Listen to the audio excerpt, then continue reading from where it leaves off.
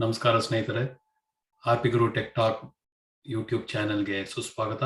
ನನ್ನ ಹೆಸರು ರೇಣುಪ್ರಸಾದ್. ನನ್ನ ಲ್ಯಾಪ್ಟಾಪ್ ಮೇಲೆ HandBrake ಸಾಫ್ಟ್ವೇರ್ ಇನ್ಸ್ಟಾಲ್ ಮಾಡಿದ್ದೀನಿ ವಿಂಡೋಸ್ 10 ಲ್ಯಾಪ್ಟಾಪಲ್ಲಿ.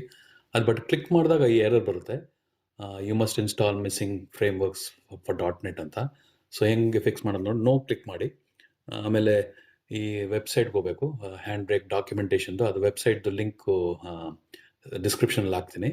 ಸೊ ಇದರಲ್ಲಿ ಒಂದು ಸೆಕ್ಷನಲ್ಲಿ ಹೇಳುತ್ತೆ ಯಾವುದು .NET ವರ್ಷನ್ ಬೇಕು ಅಂತ. ಸೊ ವಿಂಡೋಸ್ಗೆ ಹೋದರೆ ಸೆಕ್ಷನ್ಗೆ ಹೋದರೆ .NET 6.0 ಬೇಕು. ಅದು ಬೇರೆದು ಯಾವ್ದಾದ್ರು ಇನ್ಸ್ಟಾಲ್ ಮಾಡಿದ್ರೆ ವರ್ಕ್ ಆಗಲ್ಲ. ಇದು ರನ್ ಡೆಸ್ಕ್ಟಾಪ್ ಆ್ಯಪ್ಸಲ್ಲಿ ಆ ಸೆಕ್ಷನಲ್ಲಿ ಡೌನ್ಲೋಡ್ ಮಾಡ್ಕೋಬೇಕು. ವಿಂಡೋಸ್ 10ಗೆ X64 ಬೇಕು. ಇದು ಡೌನ್ಲೋಡ್ ಮಾಡ್ತಿದ್ದೀನಿ ಈಗ. ಇದು ಡೌನ್ಲೋಡ್ ಆದಮೇಲೆ ಇದು ಇನ್ಸ್ಟಾಲ್ ಮಾಡಬೇಕು.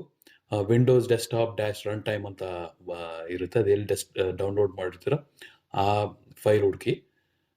ಸೊ ನಂದು ಡೌನ್ಲೋಡ್ ಫೋಲ್ಡ್ರಲ್ಲಿ ಡೌನ್ಲೋಡ್ ಆಗಿದೆ. ಸೊ ಅಲ್ಲಿ ಫೋಲ್ಡ್ರಿಗೆ ಹೋದರೆ ಈಗ ಅಲ್ಲಿದೆ ನೋಡಿ, ಡಬಲ್ ಕ್ಲಿಕ್ ಮಾಡ್ತೀನಿ. ಡಬಲ್ ಕ್ಲಿಕ್ ಮಾಡಿ ಇನ್ಸ್ಟಾಲ್ ಮಾಡ್ತೀನಿ. ಈಗ ಅದು ಇನ್ಸ್ಟಾಲು ಬೇಗ ಆಗುತ್ತೆ, ಸ್ಮಾಲ್ ಸಾಫ್ಟ್ವೇರ್ ಇದು. ಸೊ ತುಂಬ ಟೈಮ್ ಹಿಡಿಯಲ್ಲ.